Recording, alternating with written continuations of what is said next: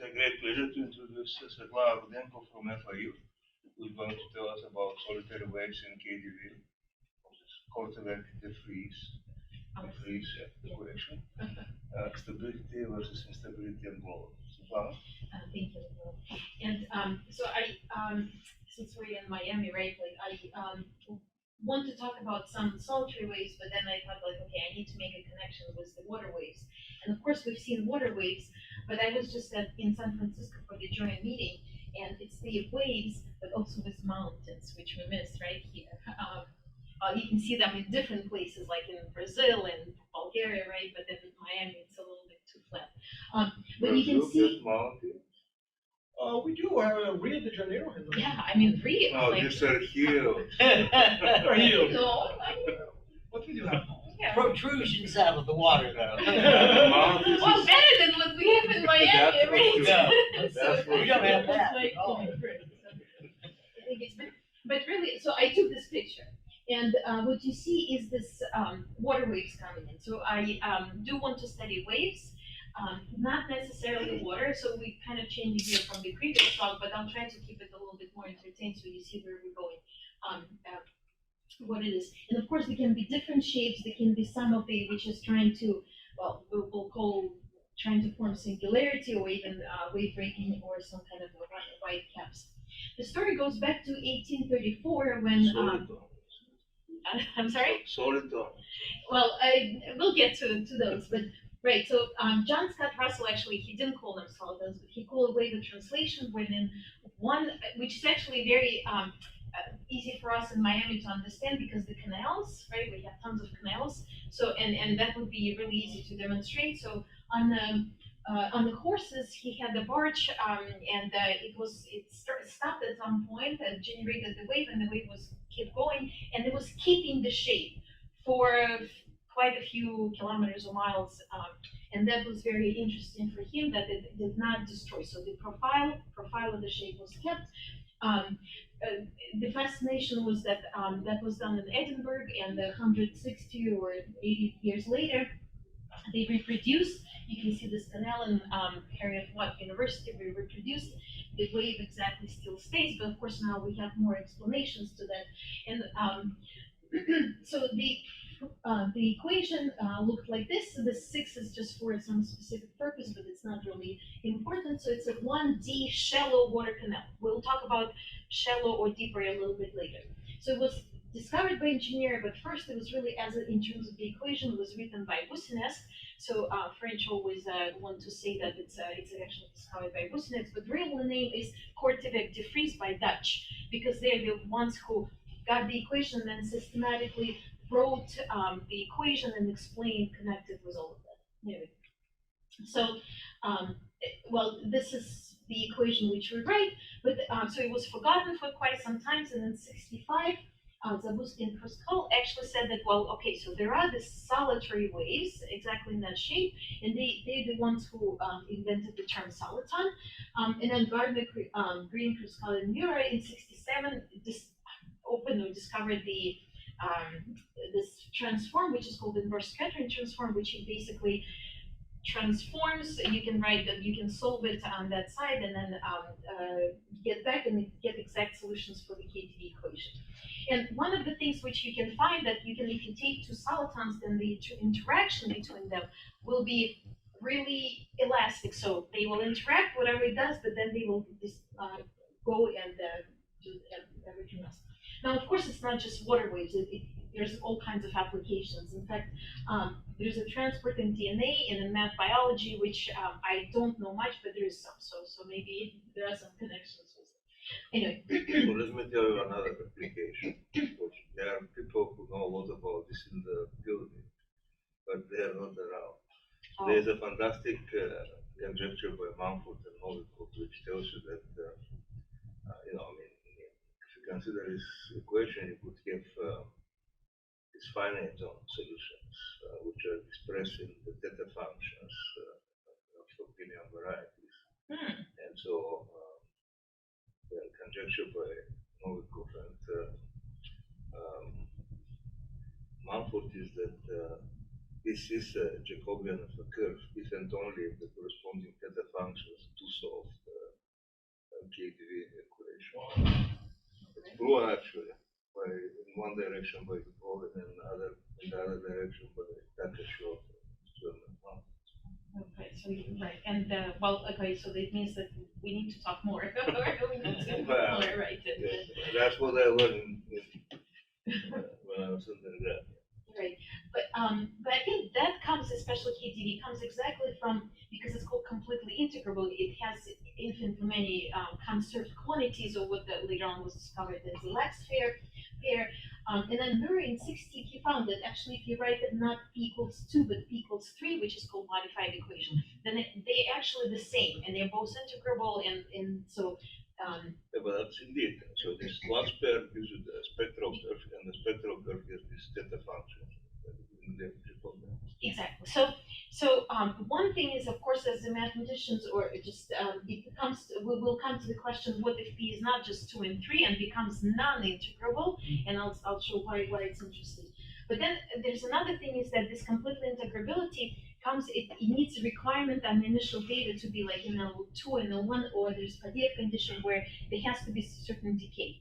And what if your data is something like this? Then you sort of a little bit out of luck.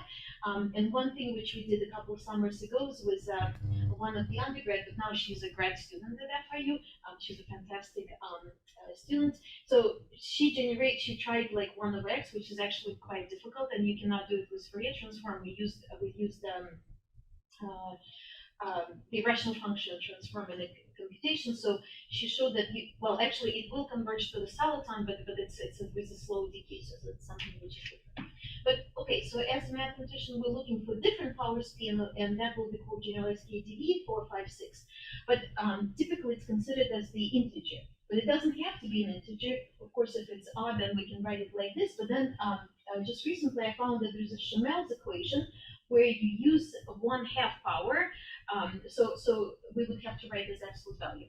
Still, if you write with the absolute value, it would be a Hamiltonian system. You can define the selective form and explain, but so this is how we can do that. And of course, when we have the absolute value written like this, then the solitons can be not only positive, but they can be also negative, which is different from the regular KdV equation. But okay, so the story goes that in 80s people started, or 60s they were the solitons, but then we started wondering what is the existence, what is the uniqueness, what continuous dependence on the data, which will work. So in 80s it was Kato, Jerry Warner-Smith started doing 90s improving in what kind of spaces we're in, came from Korteweg-de Vries. In 2000 it was Tao and his team, which was called I-team. And the latest result for the KdV, p equals to KdV, Kilobet was a student of Dijk, and Bejan, student of Tao. They showed that you can get well positives h-1, and that's the paper analysis. Okay, so that's the best known result for KdV. For mKdV or other varieties, it's still sort of an open question how low you can go to in terms of the well positives. But anyway, so that's just existence uniqueness solutions. Once you start looking at not in the integers, like a different alpha, then it becomes a little tricky. We do have some result, and I just indicated that it's mostly with students. Not the best result, but it's some results that we can get. Okay, so let's get back to the soliton. So if we're looking at the soliton, so it's very simple, right? Like as we do in audio differential equations. We want to have fixed shape, and it travels in time. So we substitute this, we get this equation, right? Just really substitute. So the derivative on x is equal to 0, which means that the inside should be equal to a constant. And this is where then you can talk about the solitons, or bright solitons, or dark solitons, or gray solitons, or colorful, depends on which constant you choose. But we want to have a 0, so those are usually called just solitons or bright solitons. So right like this. Dark, for example, would be if you do have some environment, and then it's a dip down, so it's like like this. And then of course you can vary it. Anyway, so we're interested in the positive vanishing at infinity, something like this. And then the miracle occurs that if you try to solve this equation, right, with the decaying at infinity, because if you don't decay, you just say q equals 1 and you're done. But decaying, then it's explicit. And this is where in a sense, probably originally was looked by inverse scattering and the people, but this solves explicitly, and in fact for any p, whether it's integer or non-integer, and it's some kind of power of such, so it's exponentially decaying. Exponential is important. I'll come back to that in a second. So just a little word about where we have u versus absolute value. Okay, this is standard KdV. This is with the absolute value. The standard KdV, what it will get is it will generate the soliton in the blue line, and then there will be, and the soliton will be moving to the right, the radiation will be moving to the left. So this is like kind of a low order radiation. In the absolute value, you will have also negative solitons and the radiation. Okay, so, and I have some like how it goes and disperses. So the soliton resolution conjecture states that whatever you take initial data, it will give you, well, I wrote solitons plus radiation. Does it have to be solitons? Right now we understand that it's coherent structures. It doesn't, right? Like, because when you look, it would correspond, like with the inverse scattering theory, it would correspond to the understanding the spectrum of and what states and what bonds will be here. But this is the general conjecture, which is again and tau and like all these. So let's look at the scaling of this equation. This is just the scaling rate with three derivatives. That's when we have the three, and then nonlinearity. And it turns out that the scaling leaves this symmetry, this L2 norm invariant when p is equal to 5. So the 5 is called critical, and then less than 5 power is subcritical and supercritical. And we know that the critical must be something that happening. And indeed, what happens is that if you take the soliton, maybe slightly bigger than the soliton, it does travel to the right. You can see that a little bit of the radiation coming out, but it grows in the height. So eventually, that's what we call the blow up in this equation. And of course, we want to know our formation of the singularity. You want to know when the singularity forms, from which kind of initial data, so you can kind of predict what will happen in the long run. In the supercritical case, you can also observe some things, but the supercritical case is a little bit too difficult, although maybe I'll mention something about that. So then, this is exactly the question about, you have the solitary wave, will it be stable? Will you see it, or you will eventually see in the ocean that rogue wave, right? Critical, why it becomes the critical, because if we do that scaling, which I explained, then there will be a constant in the in L2 norm, which we sometimes call either mass or momentum. So if p equals to 5, then we don't feel this constant, and this constant is responsible for how high it is. So it means that it can get high, and our L2 momentum of the mass will not feel it, and that's what allows it to pump up. Okay, so how would we study the stability? Well, this is always the same, right? Like whether it's an ODE, you make you take your substitution and you perturb or linearize it. Okay, so we do the linearization and look at the linear model, high order terms. So we get the linearized operator, which is L, and what we have, it's a Laplacian, negative Laplacian, which would be a positive definite operator. There is some constant which will help us with the spectrum, and whatever comes from the nonlinear, obviously. So then we examine what's in the kernel, and then if we know that Q sub x is the only one in the kernel, then it's some property non-degenerate. But in any case, it's what we have.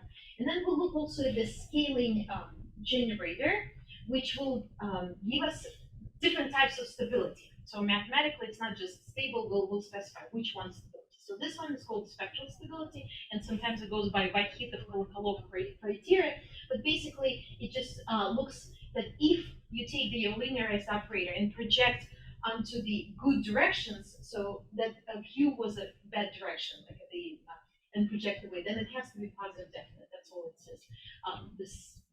Some more details. But spectral is it's sort of too simple. Maybe we linearize, look at the spectrum, and see which directions are bad. But then you want to ask like more on the like Lyapunov stability in the OD or orbital stability. Will it be stable And we say that it will be stable in whatever the energy space or Hamiltonian space we use.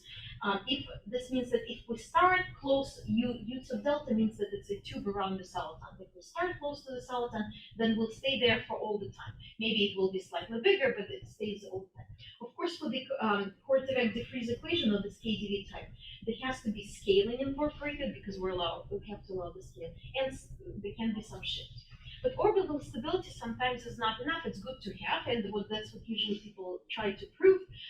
But then eventually, if you want to be kind of comparable, right? So we're talking now about the models which are not necessarily integrable. They can be non-integrable.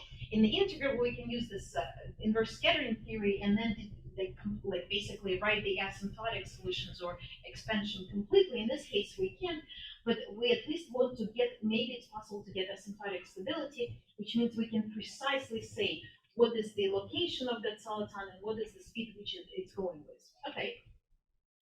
So I mentioned like there were some works who studied the orbital stability, goes back into the 70s, 80s, 90s, famous names over here.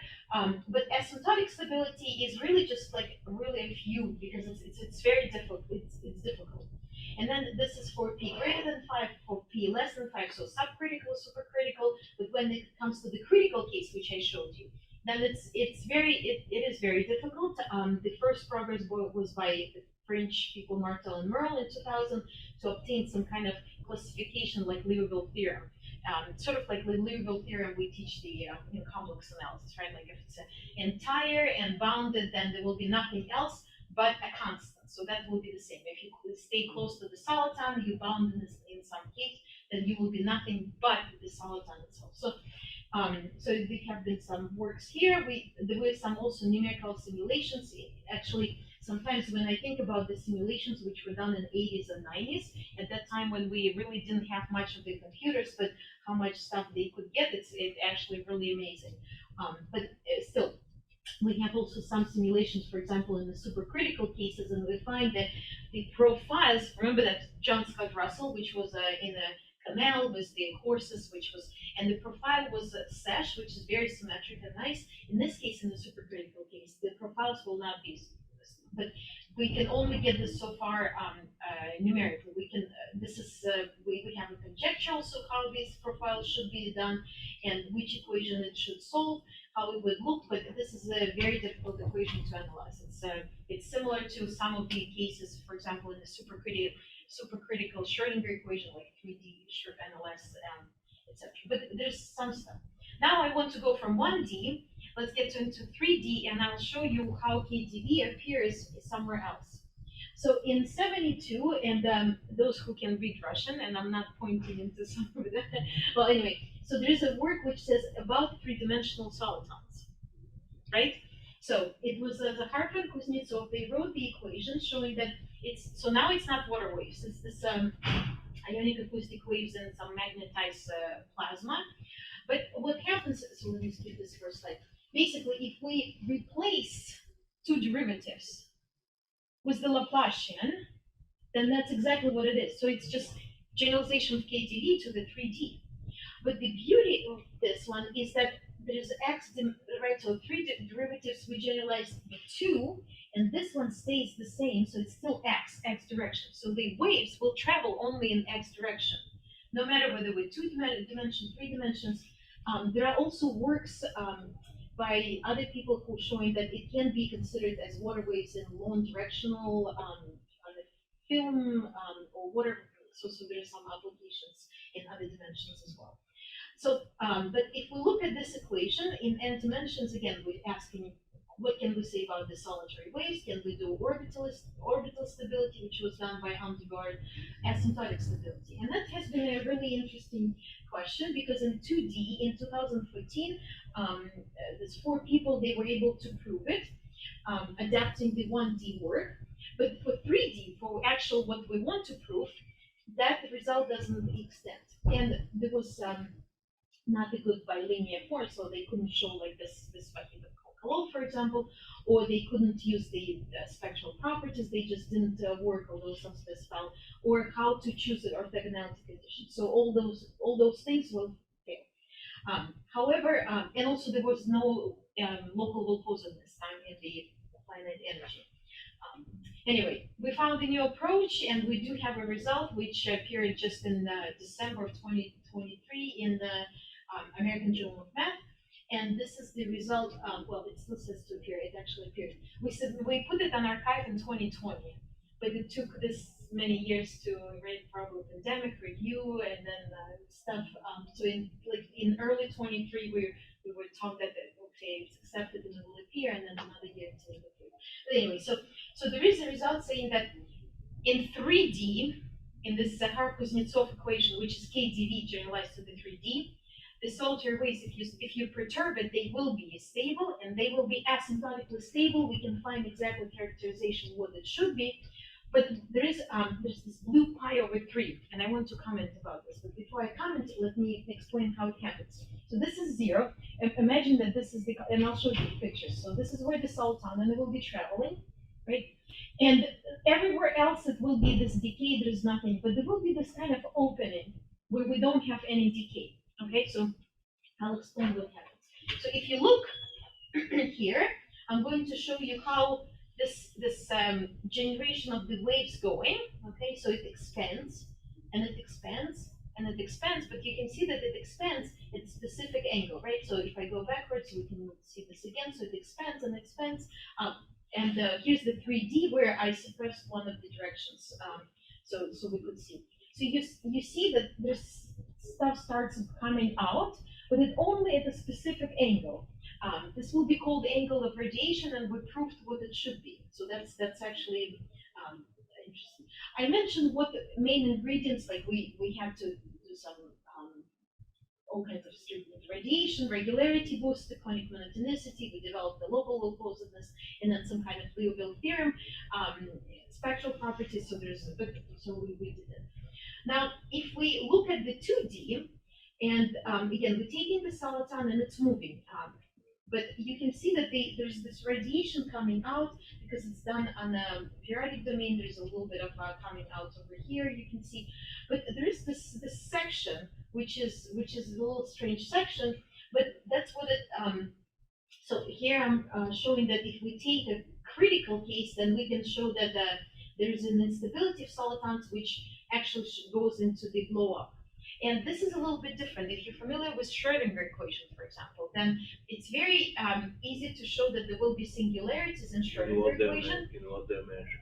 Because there is the virial, and you show that the virial gets for negative for negative energy. It's a basically calculus 1 computation, and it shows that it will blow up. For KdV, virial doesn't work. It doesn't give you a sign. So that's why you have to show some instability first and then construct something with the blow up. So this result is very difficult. Okay, but and there's a numerical simulation which I did with French people. But okay, so now we want to look a little bit even more, right? Because this is supposed to be about the hemisphere. So let's look at the hemisphere and but in different models what we can do. So KdV, remember we talked about the 2 derivatives, right? So now I'm going to look at the following operator. So this is Hilbert transform, and the Hilbert transform works on the Fourier side as the minus I signum of c. Now, if I pair this with the derivative, right? The derivative on the Fourier side is IC. So if I pair with minus I signum of c, right, I will cancel and signum will give me absolute value of c. So this is the differential operator, or the differential operator of the first order. I can so this equation is called Benjamin-Ono, and it's modeling the interspaces of the waves in the deep water. So now we're not in a shallow canal, as John Scala-Russell always KdV before. Now this allows us to consider deep water. In fact, if we generalize to other dispersions, then Matt Johnson, Vera Kerr, and some other people studied this also for all kinds of different water waves. And these models are used for water waves, sometimes on the periodic, sometimes on the real line. So it's different also models. But usually it's called a fractional generalized KdV or fractional KdV. So we generalize in nonlinearity, but we also generalize in the dispersion here.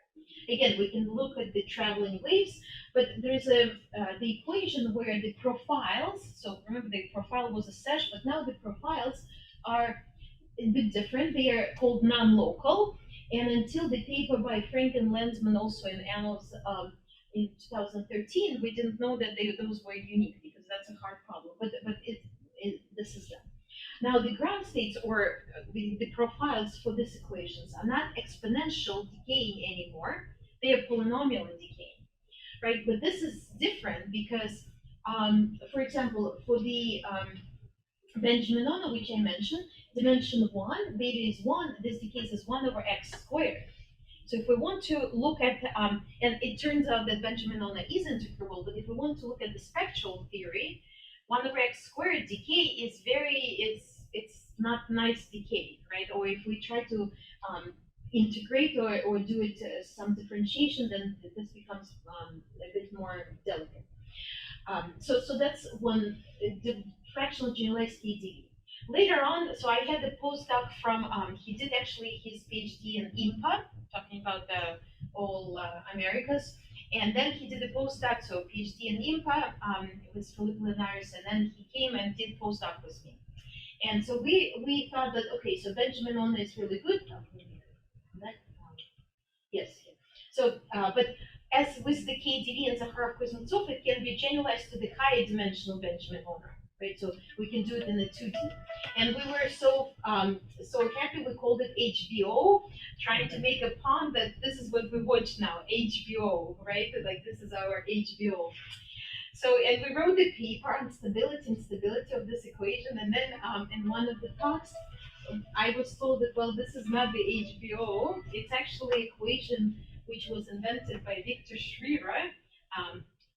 And so yeah, I should be calling it Shrira, but okay, but I thought it was really good idea to call it HBO. Anyway, so it's basically the derivative or absolute value of c to the first power, but there is still x1 and it's in 2D. And the q decays as, in this case, cubic because dimension is 2, but beta is 1. And to check, because I'm not sure, so with so Oscar, this is the postdoc, and then Kayam was also postdoc. They both have propositions now. We checked it both analytically and numerically just to show that's exactly the decay that we have. So the question, we started investigating the stability, and instead of stating the result, I'll show you the picture so you could see what's going on.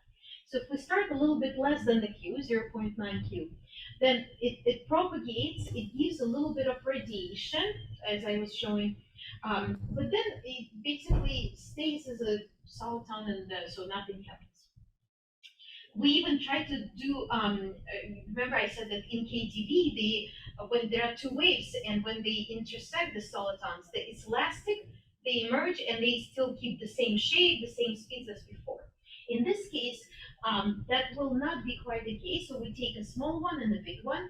They come and they interact. There's like radiation going on, and they emerge first like two big bumps, but then one takes over, probably getting the energy from the previous one, right? So X in the X direction like this.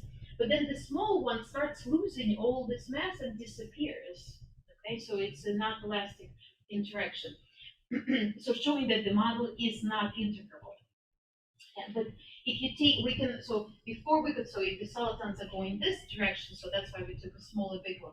But we can also take two solitons apart like this, and then when they travel in this direction, but when they start joining, you can see that, okay, they join, form the same soliton, there's this radiation coming, and then they travel as one soliton. The question is, will it be just a soliton, or will it disperse, will it stay, or will it blow up?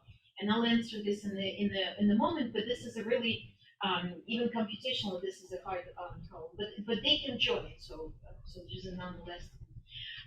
So I'll show again that we could do all kinds of computation and also some of the proof of this radiative regime. So I'll talk about this angles.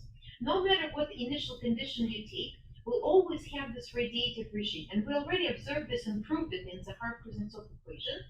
So it turns out that it doesn't matter dimension, it doesn't matter what nonlinearity is, it only matters how dispersive your equation or your model is, and that's dispersion beta will affect how far you spread that radiation, and not how wide, because that determines this angle, which means that this determines this angle. Okay, and I showed that in Zakharov-Kuznetsov it was 60, so this was 30 and 30, 60 degrees over here. In the Shrira or HBO equation, it's 70, so it's a little bit smaller. So, and you can see that if beta is a little bit smaller, then this radiative region shrinks a little bit, which is a so right. So this is interesting because it does not depend on the dimension. It does not depend on any nonlinearity. It's only the dispersion. Okay.